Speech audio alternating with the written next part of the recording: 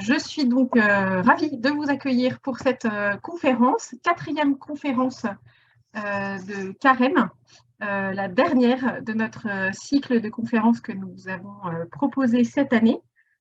Je suis donc Delphine Brosseau et je suis la directrice déléguée d'Urasso. Et je suis en compagnie de Don Maxence Bertrand. Bonsoir Don Maxence. Bonsoir Delphine, bonsoir à tous. Alors voilà, on va parler ce soir de la confession. Les premières conférences ont porté tout d'abord sur le combat spirituel et puis sur la prière avec le père Mathieu N, sur la pénitence et la charité avec Don Montfort. Et donc, nous clôturons ce cycle de conférences par un sujet éminemment d'actualité qui est donc le sacrement de réconciliation. Alors, je vais commencer peut-être par une petite citation du père Gauthier de Chaillet qui a écrit un excellent petit ouvrage qui s'appelle « Le petit vadémécum du catho, tout ce qu'un catholique devrait savoir ». Et donc, le chapitre sur la confession, il commence en disant « Si nous avions conscience de la miséricorde bienfaisante de Dieu et de la laideur du péché en nous, si nous sentions réellement le bienfait qu'apporte le pardon de nos péchés, nous aurions le désir de nous confesser souvent. » Alors, belle introduction pour notre conférence de ce soir. Alors voilà, malgré cela, on traîne souvent des pieds pour recevoir ce beau sacrement de réconciliation. On peut avoir des expériences douloureuses de confession, on peut avoir de nombreux freins, des peurs, des appréhensions, peut-être un peu d'orgueil aussi. Alors, c'est tous ces freins que l'on va voir avec Don Maxence. On va voir également comment lever un petit peu ces barrières, ces freins, comment se préparer au sacrement de réconciliation et puis comment ça se passe concrètement. Voilà, on va revenir aux bases. Et puis, vous pourrez ensuite poser toutes les questions que vous souhaitez. C'est vraiment le moment pour vous de poser toutes les questions sur le sujet. Vous aurez un petit bouton discussion en bas de votre écran qui vous permettra de poser les questions. Vous pouvez les poser à l'écrit et puis on pourra aussi ouvrir votre micro si vous souhaitez poser vos questions directement de vive voix. Don Maxence Bertrand, merci beaucoup d'être là avec nous. Donc, vous êtes prêtre de la communauté Saint-Martin. Vous êtes actuellement responsable de la pastorale des jeunes sur le sanctuaire de Lourdes. Un très beau sanctuaire et très belle mission. Vous êtes ancien conseiller religieux de la première et de la deuxième monnaie en Touraine, c'est ça, je crois, oui. Et ancien scout de la troisième Aix-en-Provence. Et puis, nous avons la chance de vous compter parmi nos plumes Urasso, puisque vous écrivez régulièrement notre chronique qui s'appelle « Le mot du Padré ». Et donc, nous vous remercions beaucoup d'accompagner ainsi la communauté d'Urasso. Voilà pour l'introduction. Je vais vous laisser la parole pour une trentaine de minutes de topo. C'est à vous. Merci beaucoup. Voilà, bonsoir à tous. Je suis ravi de passer cette soirée avec vous. Ravi aussi de me mettre un peu repenché sur le sacrement de la confession. C'est un peu, pendant 6 ans, j'ai confessé en paroisse, dans le cadre paroissial. Et maintenant, au sanctuaire de Lourdes, c'est évidemment un des grands ministères des prêtres à Lourdes. Et donc, c'est toujours pour moi une joie et aussi un lieu de conversion de continuer à creuser cette question-là, de la confession. C'est un lieu de très grande grâce, de grande libération et aussi de grand combat. Alors, en voyant un peu le thème de cette soirée, et je me suis dit que j'allais plutôt partir des craintes les plus concrètes qu'on a. Et je ne pars pas d'une théologie de la confession ou même une spiritualité de la confession, si vous voulez. Je vais partir de nos craintes à nous, de notre démarche, en essayant de nourrir un peu ces questionnements. Donc, je vous propose les 3 parties qui étaient indiquées dans la thématique du topo. C'est qu'est-ce qui nous freine? Quelles sont les peurs que ça suscite en nous, ce sacrement? Comment lever ces barrières? Ensuite, comment préparer notre confession? On pourra penser à notre confession de Pâques, par exemple. Et enfin, comment vivre concrètement le sacrement de la réconciliation, le sacrement de la confession. Alors, je vais nommer quelques-unes des peurs. Évidemment, on ne se retrouve pas forcément dans toutes, mais peut-être ça nourrira certains de vos questionnements où vous retrouverez plus ou moins dans telle ou telle crainte. Une des premières, peut-être, craintes, quand on s'imagine, quand on prépare une confession et qu'on on anticipe le fait de s'y rendre, c'est la peur de se regarder soi-même, du propre regard que j'ai sur moi-même. En fait, en me disant, je vais aller me confesser, tout d'un coup s'ouvre en moi le fait qu'il va falloir que je regarde, que je fasse un examen de conscience et que je m'observe intérieurement dans mon âme, dans ma vie morale, et j'ai un peu peur de ce regard-là. Pourquoi j'ai peur de ce regard-là? Parce qu'en fait, au fond, j'ai un peu peur de m'identifier à mon péché.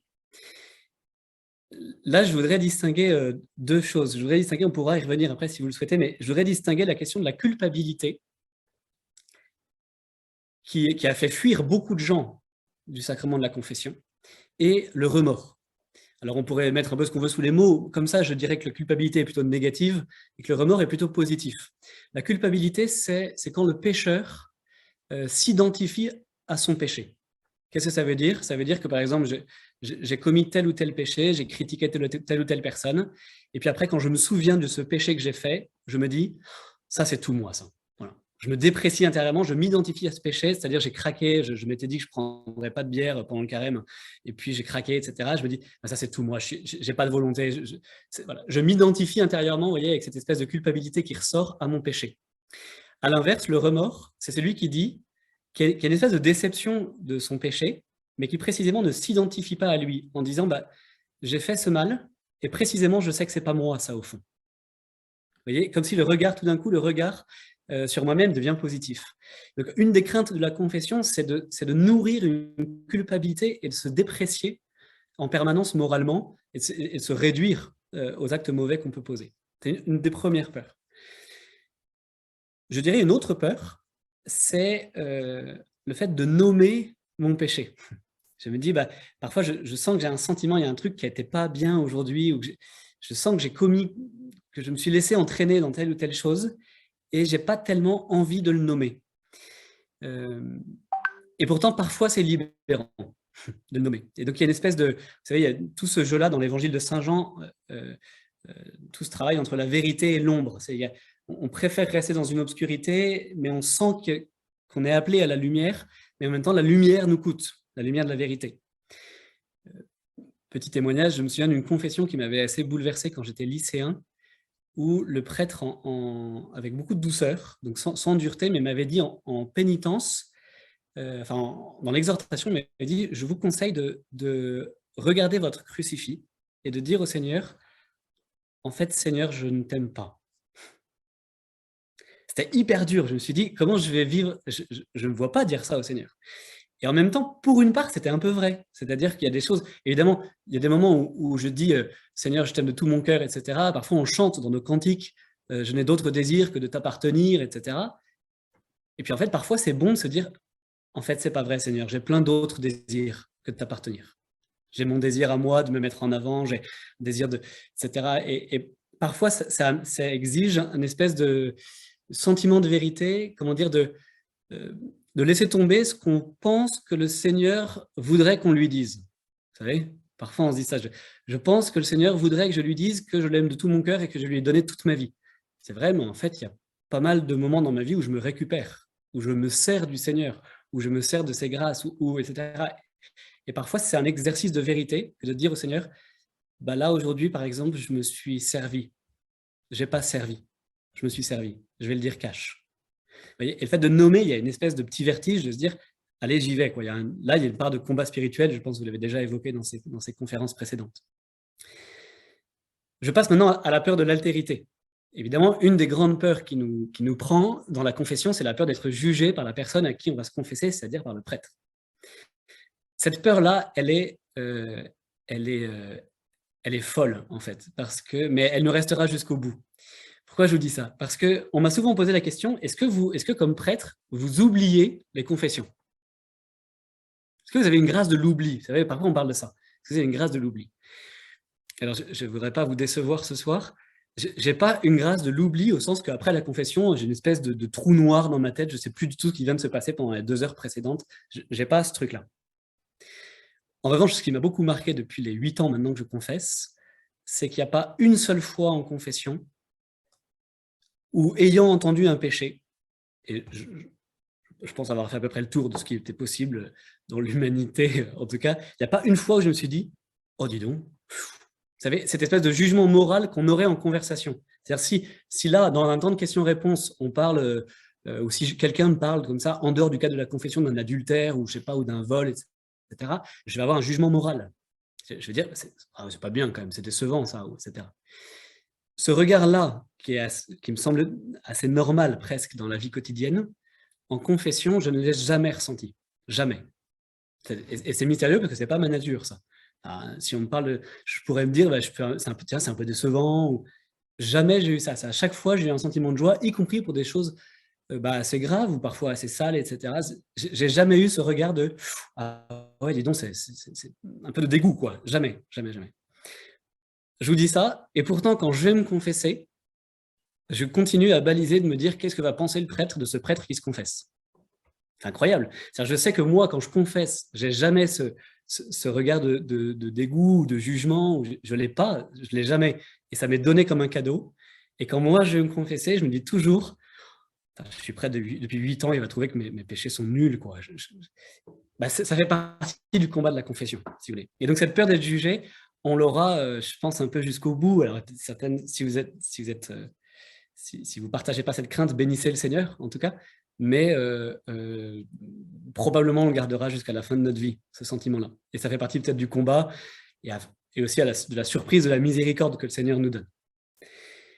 Je passe à un autre sentiment, le sentiment peut-être de devoir dire toujours la même chose, l'espèce de découragement de se dire en fait je dis toujours pareil, quoi. Je me confesse des mêmes péchés depuis longtemps. Alors, la première grande bonne nouvelle quand même, et ça comme prêtre, je peux vous dire que c'est incroyable de le vivre et de l'entendre, c'est que seul le bien est original. Mon péché n'est pas original du tout, et le vôtre non plus. Enfin, en fait, dans le mal, les confessions se ressemblent beaucoup. Enfin, le mal en lui-même, il n'est pas original. C'est toujours la même chose. Vous prenez les 10 commandements, c'est toujours pareil. Voilà. Il y a un peu de variantes, mais le bien, lui, est original. Quand on voit dans la vie des saints la différence entre un Don Bosco, une Mère Teresa, une Sainte Bernadette et un Saint Jean-Marie Vianney, vous avez une espèce d'inventivité du bien que le mal ne connaît pas. Et donc, ce n'est pas très surprenant, d'abord, que le mal lui-même ne soit pas original. Tant mieux, pour une part. Une autre chose, c'est que, je vais y revenir après, ça, mais c'est un truc essentiel, c'est que le sacrement de la confession, c'est une libération de l'âme. Et là, il faut revenir à ce que nous, on est comme personne humaine. On est un corps, une psychologie et une âme, un esprit. Saint Paul le dit, on est un corps, c'est sarx, la chair. On est une psychologie, Saint Paul dit, on est psyché, enfin, c'est la psyché, le caractère, la vie morale, etc. Et puis on est pneuma, on a une âme intérieure. Et la confession, c'est une libération intérieure. Ça ne signifie pas que ce soit une guérison ou une rémission complète de nos fragilités psychologiques, de tous nos défauts, etc. Et donc, c'est notre âme qui est libérée, à proprement parler. Le Seigneur, quand il guérit un malade dans l'Évangile, il lui dit souvent « Prends ton brancard et rentre chez toi ». Ça signifie peut-être qu'on a certains brancards qui sont de l'ordre de la vie morale. Mais c'est notre âme qui est libérée dans ce sacrement et il nous faut y revenir en permanence, peut-être en acceptant qu'en effet, on va porter une fragilité sans s'installer dedans, parce qu'on va revenir se confesser, etc. Mais ça fait peut-être partie des choses qu'on portera jusqu'à notre mort. On aura peut-être une libération de tel ou tel péché avant, mais il y a des choses comme ça. Voilà, il me semble que c'est important de se dire que c'est pas le premier effet, il n'est pas psychologique, même si parfois il y a un sentiment de légèreté et de liberté qui nous est donné par le Seigneur, mais c'est un sacrement pour l'âme. Voilà. Bon, la poussière qu'on nettoie sur nos meubles, elle revient à chaque fois. Hein. C'est toujours la même. Elle n'est pas différente d'une fois sur l'autre. Ça veut aussi dire que quand on a le sentiment de se confesser toujours des mêmes choses, c'est aussi, alors ça peut être une source de découragement, il faut reprendre courage, mais ça veut aussi dire, c'est aussi une invitation à se dire, dans la confession, l'essentiel, c'est pas les péchés que je vais confesser, c'est ce qui reste à la fin. C'est la beauté de mon âme créée par Dieu et aimée par Dieu. Et évidemment, psychologiquement, c'est normal, on va être hyper concentré sur nos péchés, sur l'effet que ça renvoie, sur l'écho émotionnel de nos fautes, de notre culpabilité, de notre histoire, etc. Donc c'est normal que ça prenne une place très grande. mais en réalité, pour Dieu, l'essentiel, c'est ce qui reste à la fin, quoi. C'est l'âme belle, c'est vous, en fait, au fond. C'est vous que le Seigneur aime de tout son cœur je redirai tout à l'heure, mais c'est pour ça qu'il coupe la parole du fils prodigue quand il rentre, parce que ce qui l'intéresse, c'est pas ce que le fils prodigue a fait pendant qu'il était en exil, c'est de retrouver son fils, point barre. Voilà. Donc le Seigneur, il n'est pas concentré sur le fait qu'on dit toujours les mêmes choses, il est concentré sur le fait qu'il nous aime profondément. Parfois, une autre crainte, c'est le sentiment d'avoir rien à dire. Certains, ils se disent, il y en a pour qui c'est extraordinaire de n'avoir rien à dire, d'autres, ils se disent, je ne sais pas du tout quoi dire, parce que je n'ai pas volé 500 000 euros, je n'ai pas tué père et mère, je n'ai pas le sentiment, je trouve ça un peu ridicule de confesser un petit égoïsme de tous les jours à Dieu. J'imagine qu'il est plus grand que ça, le Seigneur, et qu'il ne s'intéresse pas forcément à un truc comme ça du quotidien. Alors, ça, je dirais que c'est peut-être une leçon pour nous, c'est que, pareil, à la fois, il ne faut pas mépriser l'effet psychologique de nos confessions, et en même temps, petit à petit, il faut s'en libérer. Pourquoi je vous dis ça? Parce que l'échelle de le baromètre de votre conscience, là, on est 49. Là. On a 49 baromètres de conscience différents. Il y en a qui vont être hyper attentifs à la dimension de la charité. D'autres, ils vont être hyper attentifs à la dimension de la création. D'autres, leur baromètre, il va être plus centré sur la question de la perfection personnelle, de la pureté, de la chasteté, d'autres, etc. Il faut prendre en compte ça, tout en se disant que notre baromètre de conscience, c'est pas forcément celui du Seigneur. Et ce qui me juge, c'est pas d'abord ma conscience, c'est la parole de Dieu. Il nous juge avec miséricorde, mais c'est elle qui scrutera mon cœur. Vous voyez, en ce moment, dans les chemins des catéchumènes, on parle des scrutins. Scrutin, c'est la lumière du Seigneur qui vient scruter le cœur et notre âme. Et petit à petit, il faudrait arriver à remettre sa conscience au Seigneur en disant Seigneur, c'est ta parole qui me scrute intérieurement, avec beaucoup de douceur et de miséricorde, mais d'exigence de conversion aussi. Et alors, pourquoi je vous dis ça? Parce que parfois, il n'est pas nécessaire d'être abattu sous un poids de culpabilité pour confesser un péché. Peut-être que simplement, notre conscience, elle peut se dire, je ne suis pas abattu par ce truc-là, mais je sens que c'est quand même pas bien. De fait, dans ma semaine, je n'ai pas adoré le nom de Dieu. Je n'ai pas adoré Dieu. Je ne l'ai pas mis au centre de ma semaine. Saint Thomas d'Aquin disait que les péchés les plus proches du corps sont ceux qui prennent le plus de place dans notre psychologie. Pour autant, ce ne sont pas nécessairement les plus graves. Voilà. Évidemment, on est parfois, ça dépend un peu de nos éducations et du milieu dans lequel on vient.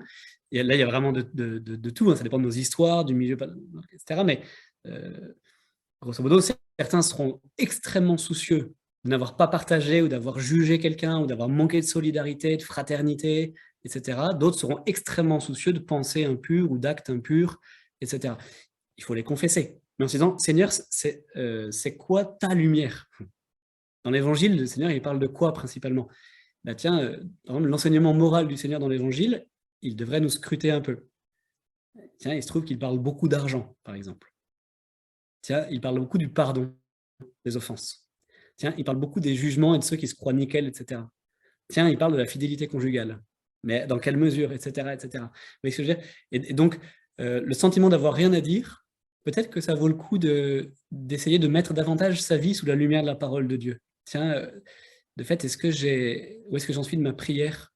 Où est-ce que j'en suis de cette charité, du regard? Est-ce que j'ai des Lazars qui traînent à côté de mon portail que je ne vois pas? Vous savez, l'évangile que Jésus raconte, là, du riche qui ne voit pas, le pauvre qui gît à son portail, etc.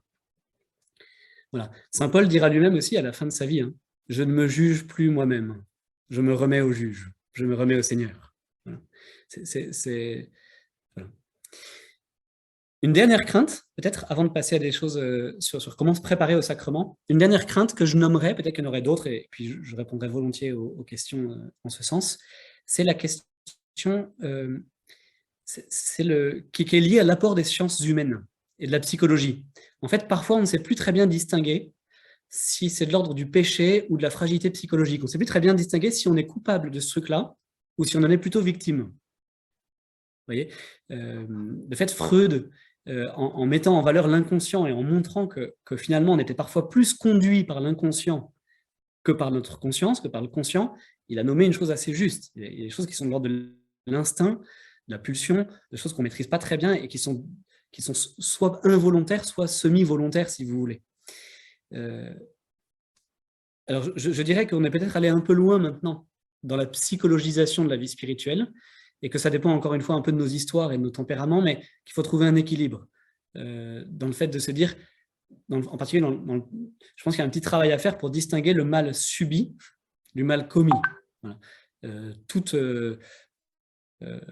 Voilà, parfois, c'est vrai qu'on ne sait plus très bien, on a un défaut et on ne sait pas très bien si c'est de l'ordre si c'est moral, si c'est un péché ou si c'est un trait de tempérament contre lequel on ne sait pas très bien comment lutter, etc.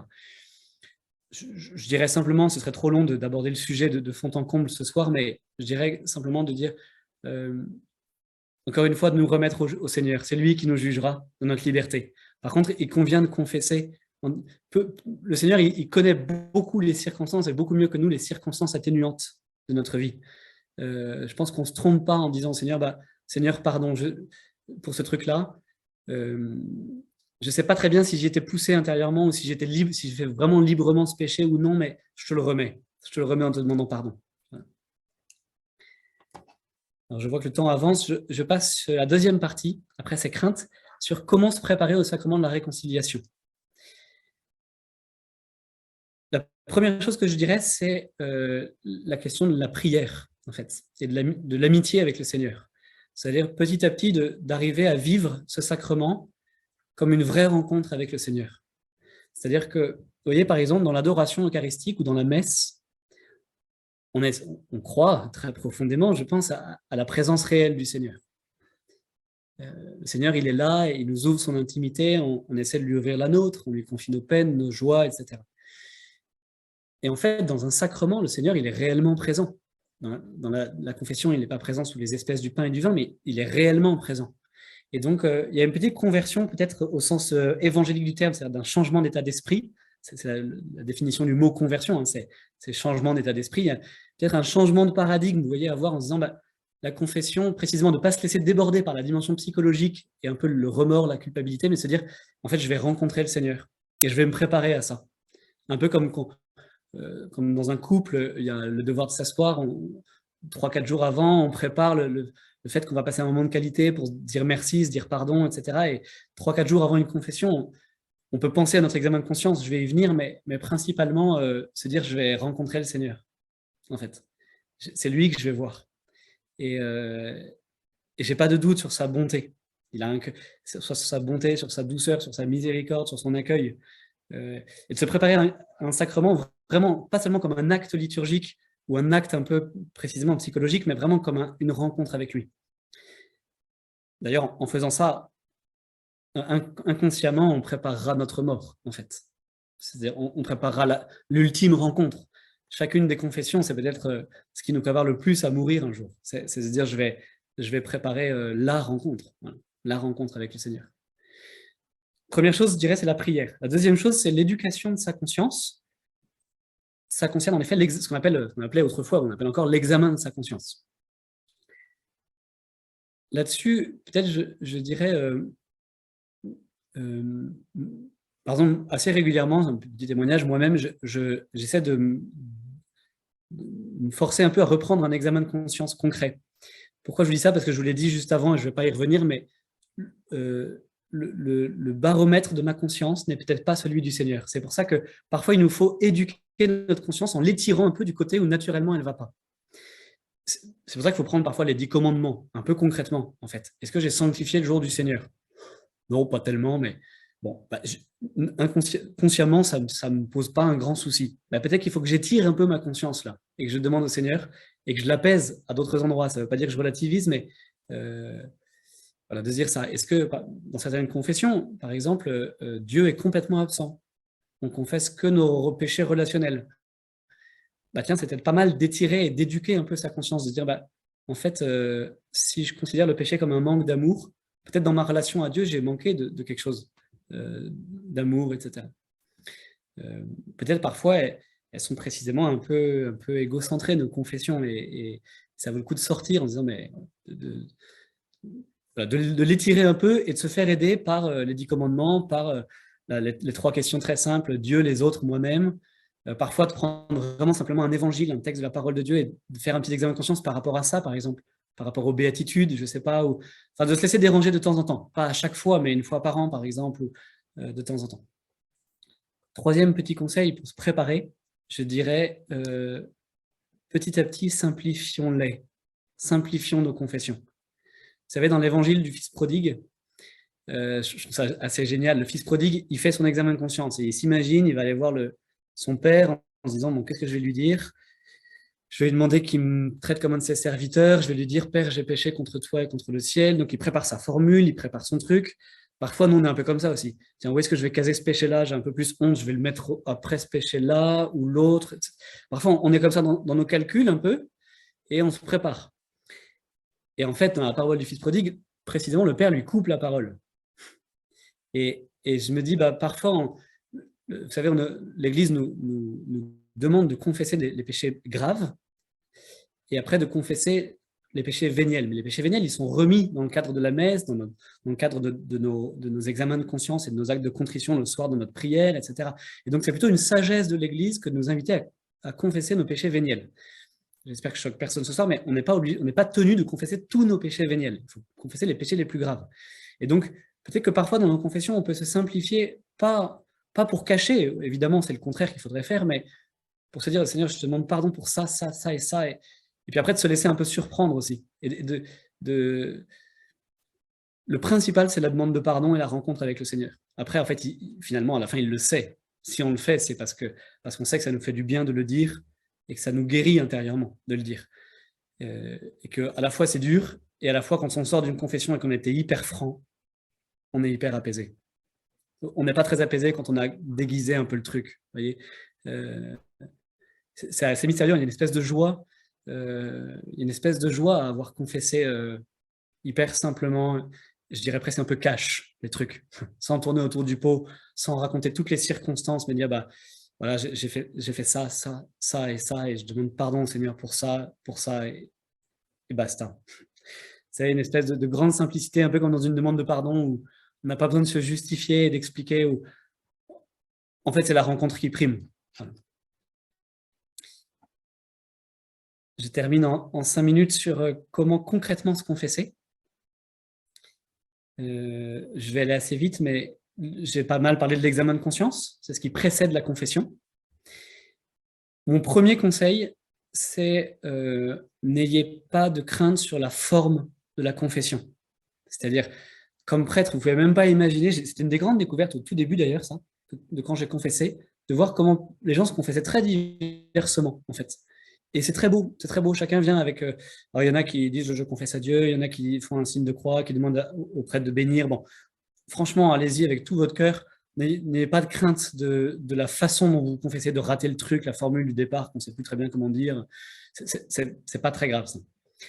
Préparez votre examen de conscience, ça c'est ce qui précède la confession, et après, la première partie, en fait, c'est le signe de croix et l'aveu des péchés.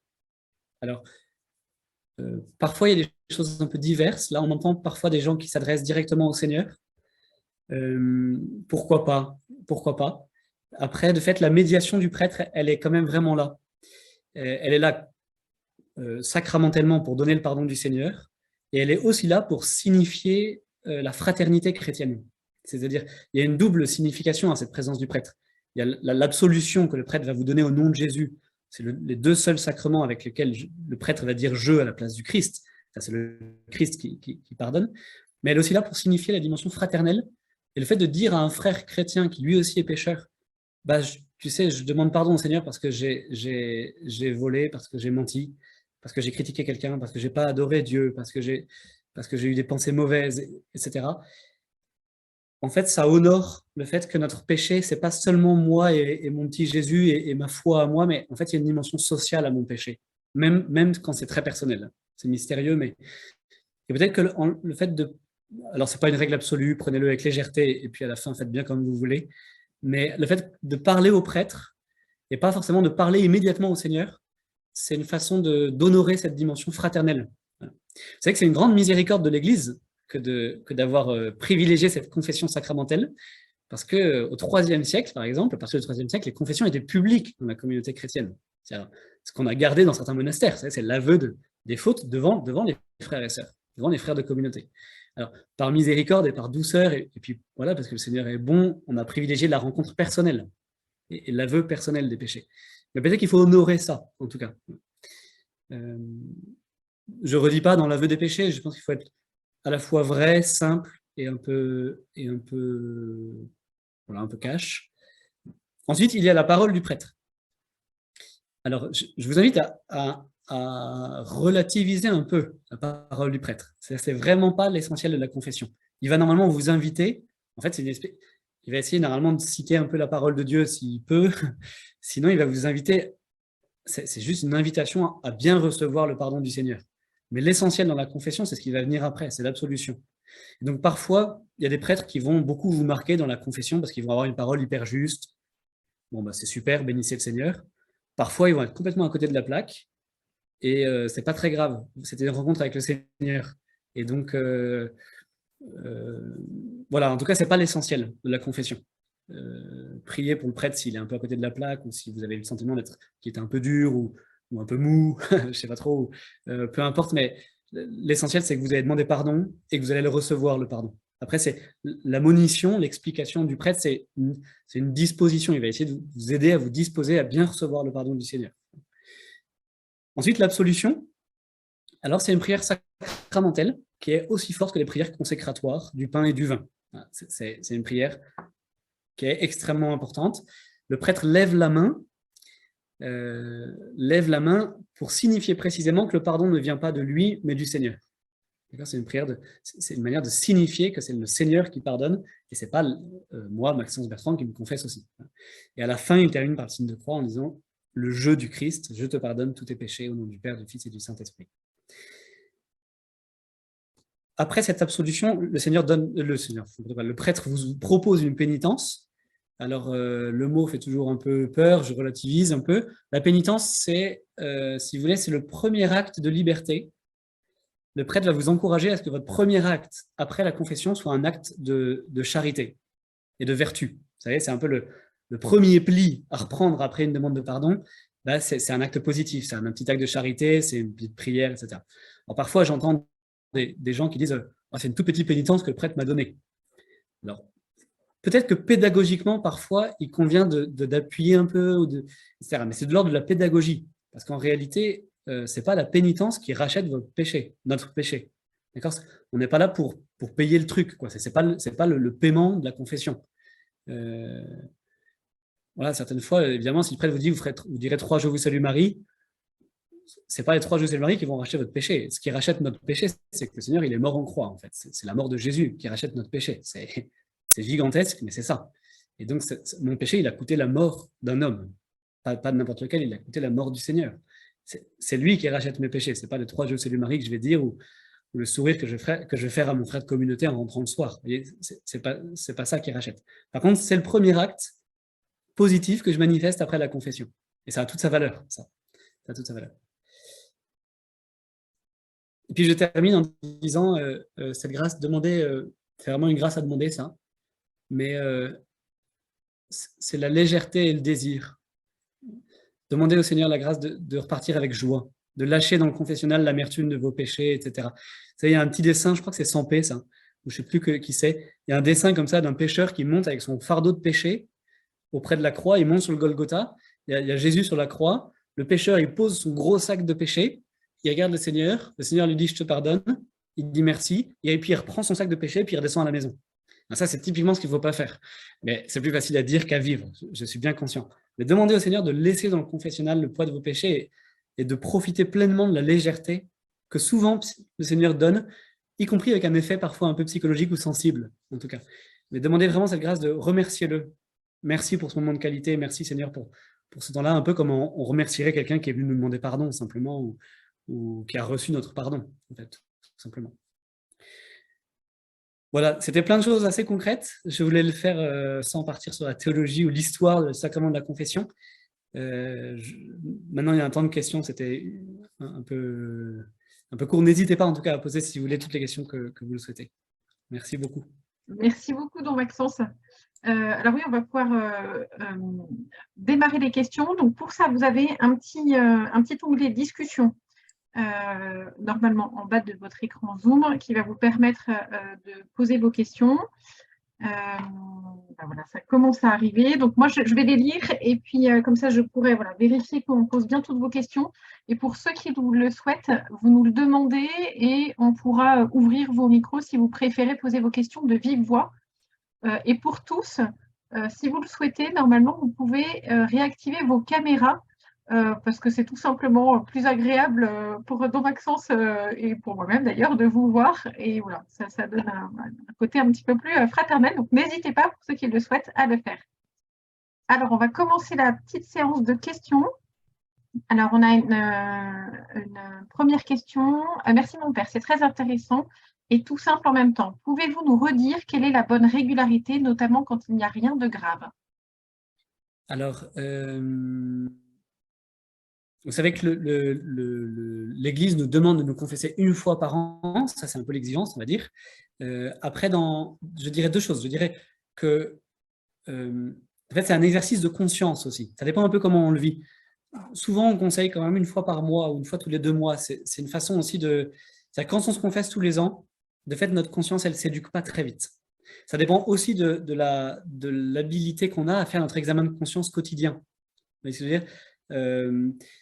Donc, l'Église ne dit pas c'est une fois par mois ou c'est une fois tous les 2 mois. Et donc, je ne le dis pas, du coup. Souvent, spirituellement, on conseille de se dire c'est bien, un peu comme dans un couple ou dans une communauté, de se demander pardon régulièrement. Et comme ça, voilà, souvent on entend ça, une fois par mois ou tous les 2 mois. Certains sentent un besoin spirituel de se confesser davantage toutes les semaines. C'est pareil, c'est de l'ordre du discernement spirituel, un peu à quoi le Seigneur m'invite dans la relation que j'entretiens avec lui. Donc je dirais que ça dépend un peu de la vie spirituelle de chacun, de l'aspiration, et ça dépend aussi du sens qu'on a de l'examen de conscience régulier, que les jésuites appellent la prière de l'alliance, le soir, le merci, pardon, s'il te plaît, des choses comme ça dépend un peu comment on le fait, c'est pas forcément que sous l'angle de la culpabilité, évidemment, c'est aussi sous l'angle de l'action de grâce, mais voilà. Comme ça, je dirais qu'une fois par mois ou tous les 2 mois, c'est quand même un beau rythme. Ok, super. Alors après, question de Sophie. Parfois, le prêtre ne me demande pas l'acte de contrition. Est-ce une vraie confession? Alors, oui, la confession est valide. La confession est valide même si l'acte de contrition n'est pas récité. C'est un peu dommage.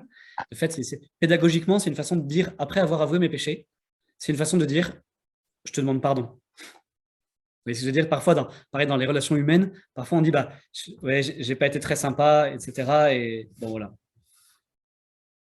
Il manque un truc. Vas-y, tu dis pardon à la fin. Vous voyez ce que je veux dire? Et donc là, c'est un peu comme ça. Et donc, je comprends un peu la frustration que ça représente parfois quand le prêtre ne nous demande pas. Alors, parfois, c'est un oubli, ça peut arriver. Et on a besoin d'exprimer, en fait, peu importe la formule qu'on demande, le rituel de la confession est assez large. Il y a l'acte de contrition qu'on connaît traditionnel, il y en a un autre plus nouveau qui est aussi proposé régulièrement. Parfois, c'est simplement le Notre Père qui est récité. Parfois, on peut même dire quelque chose qui sort un peu du cœur. Seigneur, je te demande pardon. Et en fait, c'est vraiment la façon de nommer. Donc, je comprends un peu la frustration. Après, la confession est absolument valide. Voilà, n'hésitez pas à le faire juste après la confession, éventuellement, avant de rendre grâce, de le redire intérieurement si vous le souhaitez. Ok, très bien. Alors, autre question. Est-ce particulièrement recommandé d'avoir un confesseur? Je ne saurais pas très bien quoi dire. Non, je ne suis pas sûr. Ça dépend ce qu'il y a derrière la question. En fait, derrière la question, il peut y avoir deux choses qu'on connaît à peu près tous. C'est-à-dire, c'est la tentation d'aller voir un prêtre qu'on n'a jamais vu et qu'on ne reverra jamais. Alors, je comprends la tentation, je la partage, en fait. Mais en même temps, parfois, je me demande s'il n'y a pas justement un petit dépassement. Je me mets vraiment dedans. Parfois, je me fais un peu violence pour me dire, allez, il faut que j'aille me confesser avec, pas forcément celui avec qui je vis tous les jours, ok? Mais je peux aller me confesser avec le curé de ma paroisse ou je peux aller me confesser avec le prêtre que je vois de temps en temps. Peut-être qu'il y a un saut à faire parfois parce qu'il y a une espèce en fait, finalement, on ne croit pas non plus ni à la miséricorde du Seigneur ni à celle de notre frère aussi. Voilà, je dirais qu'il y a cette première crainte-là. L'autre crainte, en effet, c'est de se confesser à notre curé ou voilà. Bon, après, grande miséricorde, hein, il vaut mieux se confesser avec quelqu'un qu'on ne verra jamais que de ne pas se confesser du tout. Mais voilà, est-il particulièrement recommandé d'avoir un confesseur? Non. Alors après, il y a toute la distinction entre l'accompagnement spirituel et la confession. En fait, la confession n'est pas un accompagnement spirituel. Et donc parfois, n'hésitez pas à demander un rendez-vous spécial à côté. Voilà. Ok. Ça dépend un peu de chacun, voilà, je dirais. Ouais. Ça marche. Alors après, on a une question d'Alban. Oui. On fait quoi des gros péchés, entre guillemets, dont on se rappelle après la confession? Alors, de fait, la question gros péché est importante. C'est-à-dire, si vous vous souvenez d'un péché véniel, d'un péché qui n'est pas un péché grave, après votre confession, il est pardonné, ce péché. De toute façon, il est pardonné au début de la messe, quand le Seigneur, quand on dit « je confesse à Dieu » et que le prêtre dit que Dieu Tout-Puissant nous pardonne nos péchés, etc. Nos péchés véniels sont remis. On les confesse par sagesse, par éducation de l'âme, on peut dire. Et donc voilà. Après, pour des péchés graves, de fait, si on l'a oublié malgré nous pendant la confession, si c'est un oubli involontaire, le péché est pardonné. Malgré tout, je vous suggérerais volontiers, ça dépend un peu quel est l'état de votre conscience. Si vous avez naturellement une culpabilité très forte, n'hésitez pas à le reconfesser. Parfois, par exemple, il peut nous revenir un péché de l'enfance. Vous savez, saint Augustin était très perturbé parce que on est souvent très marqué il y a une grande empreinte psychologique de nos premiers péchés. Saint Augustin était très marqué parce qu'il s'est souvenu toute sa vie, un peu traumatisé, qu'il avait volé des pommes à son voisin quand il était enfant.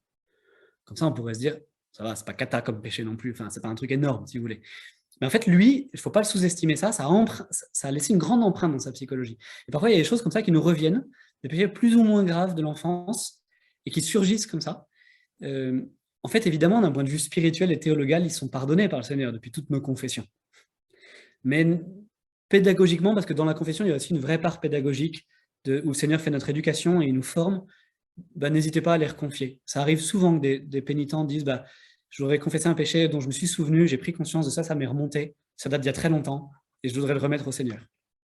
Le Seigneur, il le reçoit avec beaucoup de joie et pareil, de bonté. Et donc, n'hésitez pas, si vous avez ce sentiment, le besoin de le dire. Quand il s'agit d'un péché grave, reconfiez-le en confession, je pense. Et j'ai envie de compléter la question d'Alban. Si on a un péché auquel on pense, mais qu'on n'arrive pas à dire en confession, on l'a bien en tête en confession, Oui. mais on ne le dit pas. Comment ça se passe dans ces cas-là? Alors, en fait, normalement, si on cache volontairement un péché qui est grave, un péché grave, je réponds un tout petit peu à la question suivante, ça invalide la confession. D'accord? C'est-à-dire, en fait, c'est précisément ça. On ne fait pas une négociation avec le Seigneur. Je te demande pardon pour tel truc, tel truc, tel truc. Ça, non. Ou ça, je me débrouille moi-même dans ma prière perso, etc. Non, il faut pouvoir le dire. Alors, ça arrive assez souvent qu'on puisse dire, écoutez, j'ai un peu de mal à dire ce péché-là. Et souvent, le simple fait de dire, j'ai un peu de mal à vous dire tel ou tel péché, en fait, souvent, ça nous libère, ça ouvre la porte.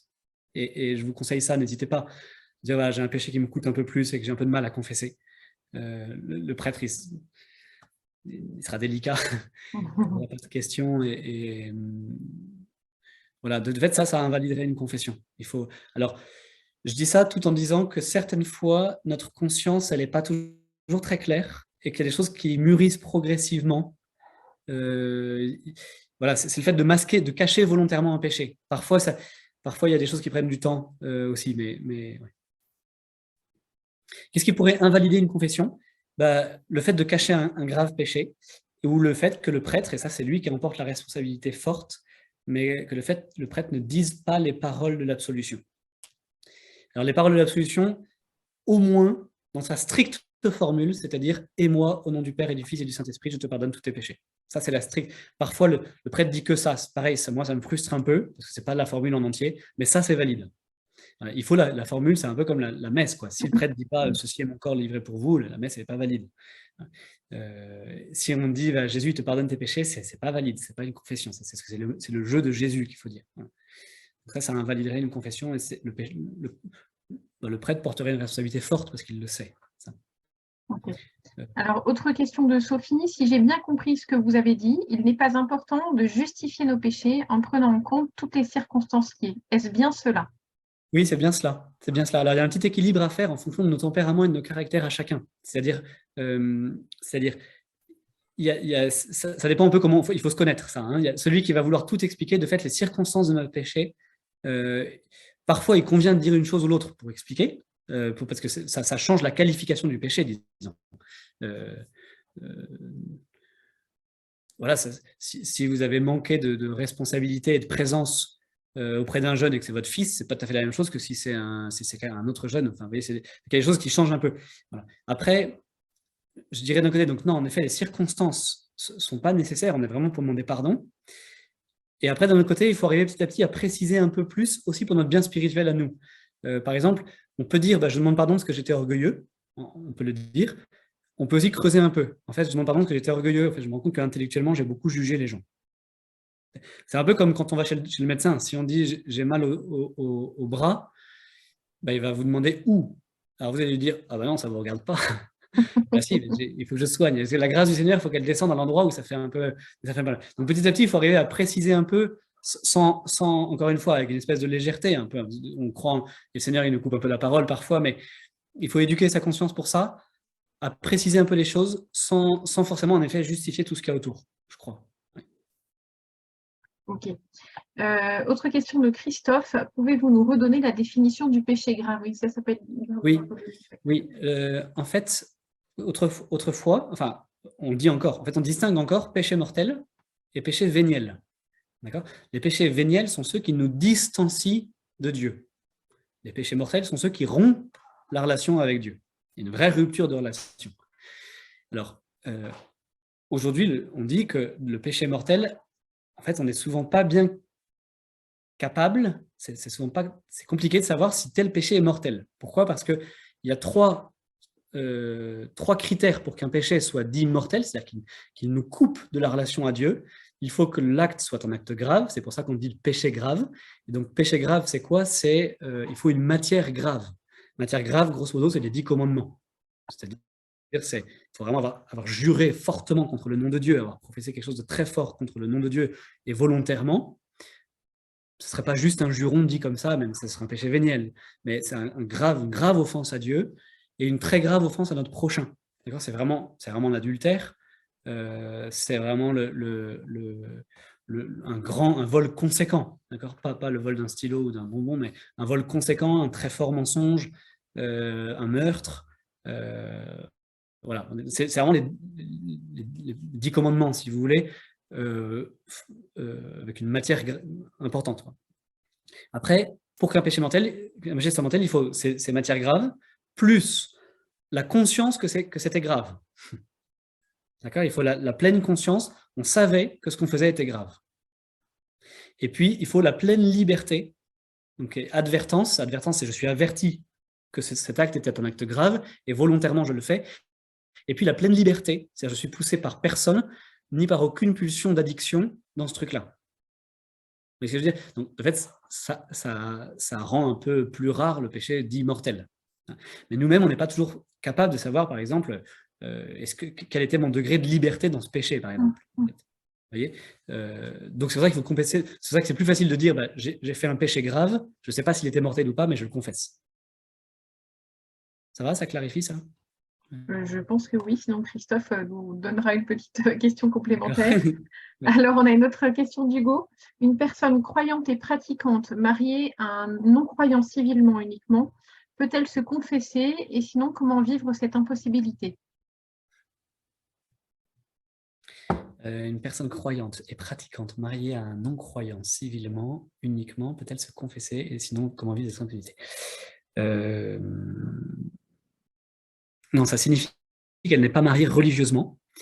Alors, c'est un peu douloureux, hein, ces questions-là, donc je les aborde avec c'est toujours compliqué pour nous à aborder, mais en même temps, c'est ça. Donc, de fait, non, il y a une situation où il faudrait... En fait, il est possible à un chrétien croyant pratiquant de se marier religieusement avec quelqu'un qui ne l'est pas. Et donc, de fait, il y a une situation qu'on dit qui n'est pas belle, pardonnez-moi pour ce thème, le pape François revient sur ce terme-là, mais d'irrégularité, qui n'est pas terrible. Donc, de fait, normalement, on ne peut pas se confesser dans ce cadre-là. Après, il faut se dire que le Seigneur, il voit ça. Ça dépend. Disons, encore une fois, il y a une chose qui dépend beaucoup, c'est quel est le cheminement intérieur. Est-ce qu'on tend à ça? Est-ce que, en fait, c'est une question de timing parce que l'autre personne n'est pas tout à fait prête encore à ce chemin-là. Et en fait, on avance intérieurement. Je l'ai vu en paroisse, ça. J'ai vu des jeunes qui étaient mariés civilement et qui se convertissant, et il y a un chemin qui s'est fait avec le Seigneur et ça ne vient pas du tac au tac, c'est pas en deux que ça se fait. Donc, quel est l'état intérieur du cheminement spirituel et est-ce que j'avance vers ce mariage sacramentel ou en tout cas vers ce mariage religieux où le Seigneur va bénir cette union? Déjà, ça qualifie très différemment l'acte. Vous voyez, je ne veux pas tomber dans une casuistique, ce soir un tel peut se confesser, l'autre non, etc. Ça rend plutôt triste les choses et le Seigneur ne le regarde pas de cette façon-là. Et donc, de fait, il faut tendre vers ça. Et après, tant qu'on n'est pas dans cette situation où on est marié, etc., le Seigneur, il entend notre acte de contrition, vraiment. Et donc on confie ses péchés au Seigneur et on peut le marquer. Il y a des choses, parfois, on peut écrire sur un péché, aller le mettre dans la grotte de Lourdes, aller le mettre dans la boîte à l'intention de prière, etc. Enfin, il y a des façons de vivre, mais un peu différentes. Voilà. Ok, très bien, merci beaucoup. Être trop scrupuleux peut-il devenir un péché? Si oui, à quel moment le devient-on alors que l'origine est plutôt bonne, car pas envie d'offenser Dieu? Oui. C'est bon? Alors, la question du scrupule, c'est une question importante. En fait, c'est une question importante parce qu'elle concerne l'image qu'on a de nous-mêmes, mais elle concerne surtout l'image qu'on a de Dieu, en fait. C'est-à-dire que parfois, on guérit du scrupule, pas forcément en se regardant soi-même, en essayant de se dire, bon, c'est pas très grave, etc., parce qu'en fait, on n'y arrive pas forcément, mais on guérit en se disant, tu sais, le Seigneur, il est large, en fait. Enfin, c'est pas un vieux monsieur susceptible, hein, qui est en haut de sa chaise de cour et qui est spectateur de ta vie et de tes chutes. Hein. C'est pas un vieux monsieur susceptible, c'est vraiment un père qui est hyper large, hyper plein de bonté. Et donc, tes scrupules, ils disent quelque chose de l'image que tu as de Dieu. Et c'est peut-être par ce biais-là. C'est pour ça qu'en petit à petit, en vivant sa confession davantage comme un temps de rencontre avec le Seigneur, avec le Père ou avec le Christ, et une question, ouais. En vivant ça un peu de cette façon-là, je pense que ça guérit un peu notre scrupule, voilà, de fait. Et donc, est-ce que ça peut devenir un péché? Si je vous dis que être scrupuleux peut devenir un péché, je vais augmenter votre scrupule. Alors, je ne vais pas dire ça. Mais disons, voilà, travaillons à l'image qu'on se fait de Dieu. Ce n'est pas un vieux monsieur susceptible, c'est vraiment un Père plein de bonté. Et s'il nous demande de nous confesser, c'est pour nous guérir, nous, en fait. Voilà. Ok, très bien. Autre question d'Anne-Laure. Bonsoir, merci beaucoup pour vos conseils. Concernant le secret de la confession, il y a eu pas mal de discussions, de reproches sur ce point, notamment avec les affaires d'abus. La position de l'Église a-t-elle changé ou est-elle amenée à évoluer? Si oui, est-ce que cela ne risquerait pas cependant de dévaloriser ce sacrement car on n'oserait plus confesser de péchés graves? Bon, en fait, je pense comme ça que cette question-là, je ne suis pas très sûr. Enfin, merci pour votre question. Je pense que quand elle se pose dans la société, je pense que c'est pas une la question existe peu en réalité. Pourquoi je vous dis ça? Parce que d'abord, ce qui est important de dire, c'est que le secret de la confession, il ne tombera pas. Il ne tombera pas. C'est un don de l'Église. Voilà. Après, en fait, la situation qui adviendrait où quelqu'un se confesse. Moi, je ne connais pas de prêtre. Enfin, je ne sais pas. Ça veut dire quoi? Ça veut dire qu'on serait au courant de quelqu'un qui abuserait et qui aurait des gens en risque, etc. En fait, ça peut arriver de dire à quelqu'un, écoutez, je pense que dans cette difficulté-là, il y a une dimension psychologique ou psychiatrique qui est assez forte. Ça peut arriver de pouvoir dire, et ça arrive de pouvoir dire, vous savez, la miséricorde du Seigneur, elle n'écrase pas, elle ne piétine pas la justice humaine. Et dans ce que vous m'avez confié, dans ce que vous avez dit en confession, il y a une dimension pénale à ça. Et la miséricorde du Seigneur, elle honore la justice humaine aussi. Elle va vous aider dans ce combat-là. Ça peut arriver, mais vous savez, c'est souvent la personne qui vient en confession, en fait, alors peut-être qu'il faut l'accompagner, mais elle est souvent déjà prête à ça. En fait, souvent, elle ne vient pas se confesser elle ne tend pas un piège au prêtre, quoi, vous voyez, peut-être que la question, elle a eu pour mérite dans la société de bien approfondir le discernement des prêtres et d'honorer la question de la justice humaine quand c'est nécessaire. Voilà, je pense qu'on est assez sensibilisé, en tout cas jeunes prêtres, à ça, de dire, bah, vous savez, de la même manière que bah, peut-être que vous avez intérêt à demander pardon à votre épouse, à votre époux, à vos enfants, à vos parents. Parfois, on peut conseiller ça, de dire, bah, il y a une dimension humaine aussi. Il y a une rémission des péchés, mais le Seigneur il va vous encourager à ça. Voilà. Donc, je dirais ça. Je dirais que euh, le péché, je crois que le secret de la confession ne tombera pas et qu'en fait, il y a une éducation, il y a un dialogue entre le prêtre et le pénitent qui ira jusqu'au bout de la justice humaine. Voilà. Alors, autre question de Sophie. J'oublie très souvent de dire mes péchés portant sur ma relation avec Dieu. Est-ce lié à un manque de prière de ma part dans ma vie quotidienne? Je sais pas. Je sais pas très bien. Je sais pas très bien. La relation avec Dieu, elle n'est pas de l'ordre de l'évidence, elle est de l'ordre de la foi. C'est pas, j'allais dire, c'est pas très grave. Il faut avancer dans la relation à Dieu et donc de sensibiliser notre relation avec Dieu et de se dire, bah tiens, de fait, c'est vrai, dans ma confession, j'ai pas vraiment parlé du Seigneur et je vais avancer là-dedans. Mais c'est normal que les premiers péchés qui adviennent, ce sont ceux qu'on voit parce qu'on voit bien notre frère ou notre sœur ou notre mari, etc. Enfin, les gens avec qui on vit. Et donc ça, c'est normal que ce soit ceux-là qui nous sautent le plus à la figure, on va dire. Vous voyez ce que je veux dire. Mais par contre, c'est une invitation pour nous, et la Bible nous enseigne ça. C'est une invitation à dire, tiens, comment j'honore le nom de Dieu, comment je respecte son jour, etc. Et donc, c'est plutôt une invitation à progresser dans la relation avec Dieu. Voilà. Alors, autre question de Christophe. Quid de la communion après un péché grave? Euh, donc, normalement, après un péché mortel, d'accord? Pas seulement un péché grave, mais après un péché mortel, donc on est sûr qu'on était très librement, enfin, on savait que c'était mal, on savait que c'était grave, et il n'y avait rien qui nous empêchait de le faire, et on l'a quand même fait. En fait, il vaut mieux s'abstenir de confesser, de communier, pardonnez-moi, avant d'avoir reçu l'absolution. Quand c'est un péché grave et qu'on ne sait pas très bien s'il était plus grave que ça ou s'il était grave mais pas mortel, il vaut mieux s'abstenir, à moins qu'on ait le ferme propos de se confesser rapidement après. C'est-à-dire dans les quelques jours qui suivent ou dans la journée qui suit. Typiquement, vous êtes en pèlerinage, vous assistez à une messe, vous savez que vous allez vous confesser l'après-midi, vous pouvez poser un grand acte de contrition avant d'aller communier et vous confesser l'après-midi. D'accord? C'est cette dimension-là. Alors après, il faut, pareil, une espèce d'équilibre. Il faut une espèce d'équilibre. C'est-à-dire en se disant, en même temps, je ne vais pas vers le Seigneur clean, je vais vers le Seigneur pécheur et je le supplie, y compris en recevant l'Eucharistie. Le but, c'est pas d'arriver comme des coqs à la communion, je suis nickel, je peux te recevoir, Seigneur, bienvenue chez moi. C'est d'arriver avec un cœur pénitent et en même temps, parfois, se dire, bah non, j'ai vraiment pas assez bien disposé mon cœur pour ça. Alors, autre question de Sophie. À partir de quel moment peut-on se dire que nous ne sommes pas obligés de confesser certains péchés véniels? C'est pas très simple. Comme ça, je dirais volontiers, et c'est pas pour s'endurcir nous-mêmes, mais comme ça, je dirais que ceux qui nous coûtent le plus, c'est pas mal de les confesser pédagogiquement.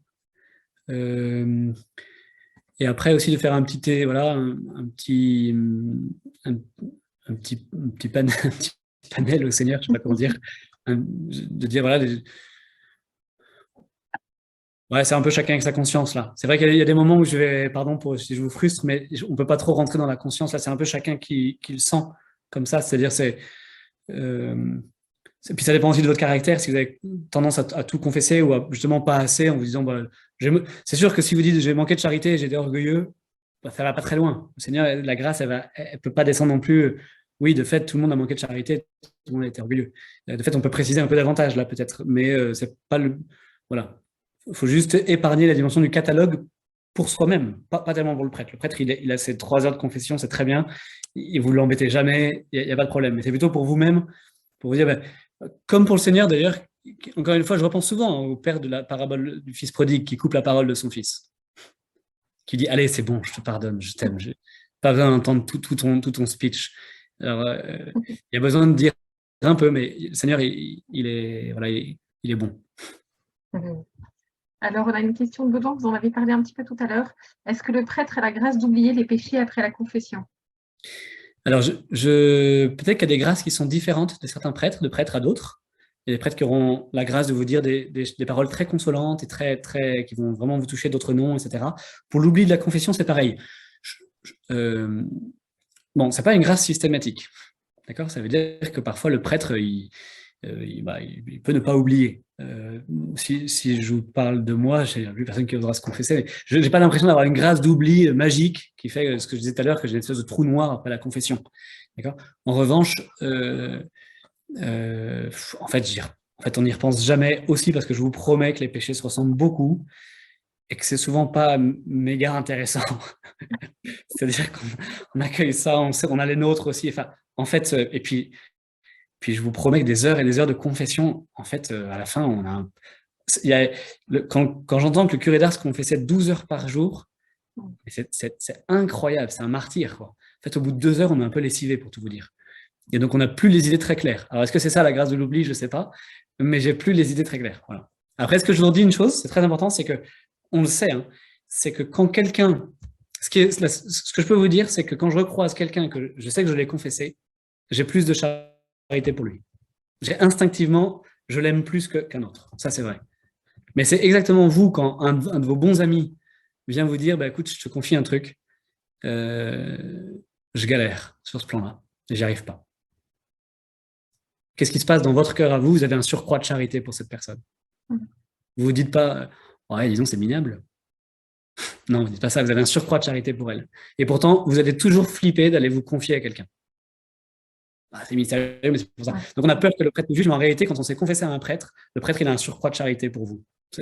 Ça, c'est la grâce la plus forte, c'est celle de la charité, je crois. Très bien. Alors, je crois qu'on est arrivé à la fin des questions. On vous laisse encore 30 secondes pour ceux qui hésitent encore à poser leurs questions. C'est vraiment le dernier moment pour le faire. N'hésitez pas, il n'y a absolument pas de questions idiotes. Voilà. C'est vraiment le moment de les poser. En tous les cas, Don Maxence, merci beaucoup pour votre topo, pour la réponse à ces questions. Merci de nous avoir accompagnés. Je crois qu'il n'y a plus qu'à d'ici Pâques. Hein, on a encore quelques jours. Donc, c'est vraiment le moment. Voilà, on a plein de merci. Merci à tous. Merci beaucoup pour votre participation. Merci pour vos questions. Je pense que ça a enrichi aussi les discussions et ça a permis de nous aider les uns les autres. Alors, on va essayer de mettre en ligne très vite le replay de cette conférence pour que vous puissiez voir, partager cette conférence autour de vous. Et puis, sachez, donc c'était notre 4e conférence de Carême. Nous avons fait un petit cycle cette année.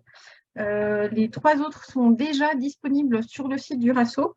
On en avait une sur le combat spirituel avec l'abbé Guy-Emmanuel Cario en tout début de Carême. Ensuite, on en a une autre sur la pénitence et la charité avec Don Montfort et une autre sur la prière et particulièrement sur l'oraison avec le Père Mathieu N. Donc, elles sont toutes disponibles sur le site du RASSO. Vous allez dans l'agenda et ensuite, vous pouvez cliquer sur voir les replays et vous pourrez les revoir. Je vérifie quand même, on ne sait jamais, ce que je ne voudrais pas qu'il y ait de frustration et qu'on ait des questions de dernière minute. Alors voilà, sur le replay, j'ai répondu.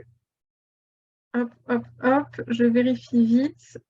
Et non, c'est tout bon. Bon, eh bien, nous vous souhaitons à tous une très bonne fin de carême. Donc Maxence, si vous voulez dire un dernier mot. Merci beaucoup à tous d'abord, merci beaucoup pour vos questions. C'est toujours une grande joie de parler de la confession parce qu'on parle de la bonté du Seigneur. Et comme disait le curé d'Ars, on verra au ciel hein, sa bonté et son amour pour nous. Donc, je vous souhaite surtout une bonne confession de Pâques. N'hésitez pas à y aller. Le combat, il est normal, en fait. Il est normal et le Seigneur, il le sait. Et il est pas le spectateur de nos vies. Il est de notre côté. C'est le mystère de sa résurrection qu'on va célébrer, mais c'est dans les pèlerins d'Emmaüs. Il compte pas, il est pas l'arbitre, et il n'est pas le spectateur de nos vies, il est vraiment de notre côté. Bon courage et merci beaucoup en tout cas. Merci beaucoup, Don Maxence. À bientôt et merci à tous pour votre participation et donc bonne fin de carême et bonne confession. À très bientôt.